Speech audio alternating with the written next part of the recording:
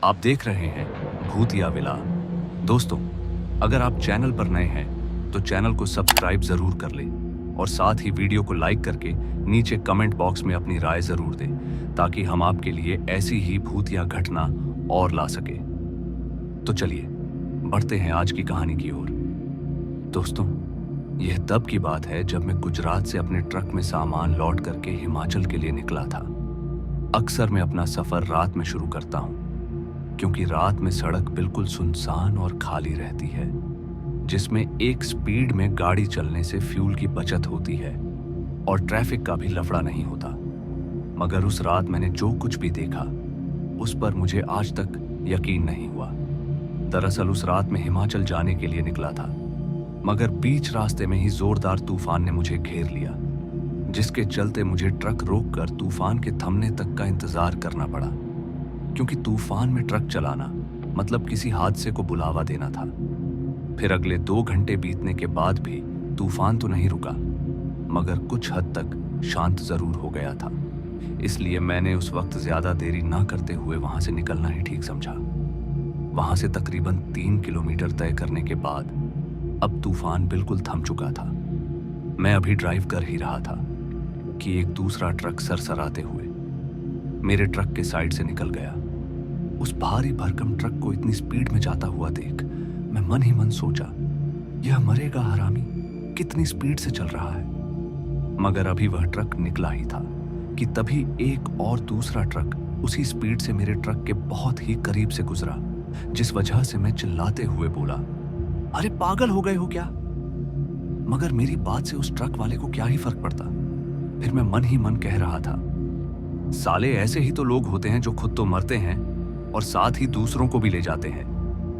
मगर तभी मुझे एक सीटी की आवाज सुनाई दी और जब सामने देखा तो पाया कि एक कांस्टेबल अपनी पुलिस जीप के पास खड़ा होकर सीटी मारते हुए मुझे ट्रक को साइड में लगाने को कह रहा था।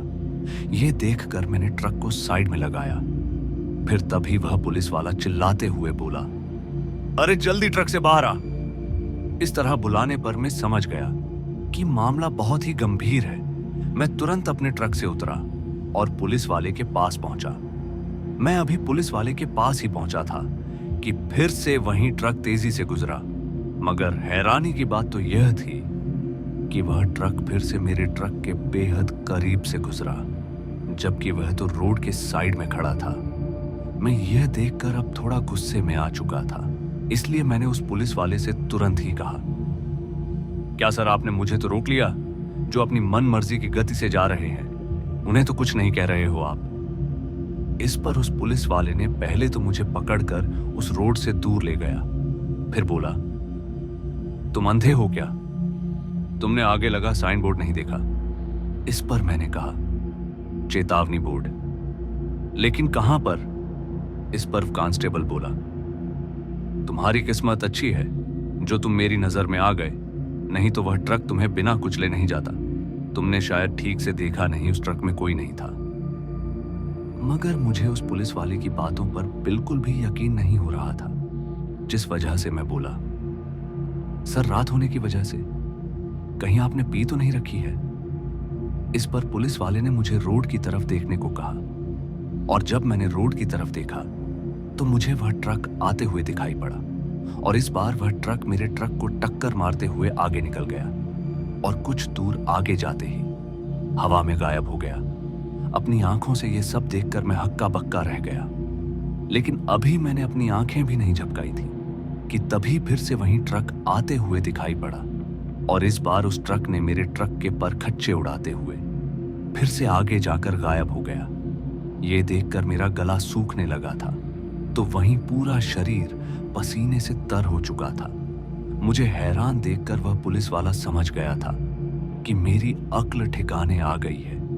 तभी उस पुलिस वाले ने पानी देते हुए कहा, तुमने चेतावनी बोर्ड को अनदेखा करके अच्छा नहीं किया है। अगर तुम चेतावनी बोर्ड को पढ़ लेते तो तुम्हारे ट्रक का ये हाल नहीं होता। इस पर मैंने उस पुलिस वाले से कहा, सर मुझे पढ़ना नहीं आता। यह सुनने के बाद उस पुलिस वाले ने चुप्पी साध ली और इसी बीच वह ट्रक बार बार वहां से मेरे ट्रक को ठोकता हुआ निकले जा रहा था। फिर जब मैंने पूछा, आखिर ये सब है क्या? तो उस पुलिस वाले ने कहा, वैसे तो मुझे भी सही से इस बारे में जानकारी नहीं है, मगर कहते हैं कि उस ट्रक ड्राइवर का नाम रामू था और उसे इसी रास्ते पर कुछ बदमाशों ने घेर लिया था और उसके साथ मारपीट भी की। फिर वह बदमाश तो चले गए, मगर रामू रोड के बीचों बीच छटपटाता रहा। मगर उस रात किसी ने भी उसकी मदद नहीं की और कुछ ट्रक वालों ने तो उसके ऊपर से ट्रक निकाल दिया, जिससे उसकी मौत हो गई। रात भर ट्रक उसके ऊपर से गुजरने की वजह से सुबह तक सड़क पर मांस का एक टुकड़ा भी नहीं बचा था, केवल खून के धब्बों के अलावा। और उसके कुछ दिनों के बाद से यहाँ 3 किलोमीटर के दायरे में रात के 2 से 3 बजे के बीच वहीं रामू वाला ट्रक गुजरने लगा और जो भी गाड़ी उस वक्त सड़क पर होती है तो उसे वह कुचल देता है, ठीक उसी तरह जिस तरह से उसे कुचला गया था। यह सब जानने के बाद जहां मुझे उस ड्राइवर के लिए दुख हो रहा था, तो वहीं मेरे ट्रक के नुकसान का भी। तभी वही ट्रक एकदम से रुका और उसका दरवाजा खुला, मानो कोई उस ट्रक से उतरा हो। ट्रक का दरवाजा खुलते ही वह पुलिस वाला मुझसे बोला, रामू आ रहा है, मगर तुम डरना नहीं, अगर जरा भी डरे तो मारे जाओगे। यह सुनते ही मेरी हालत बहुत बुरी हो गई और मेरे पैर कांपने लगे।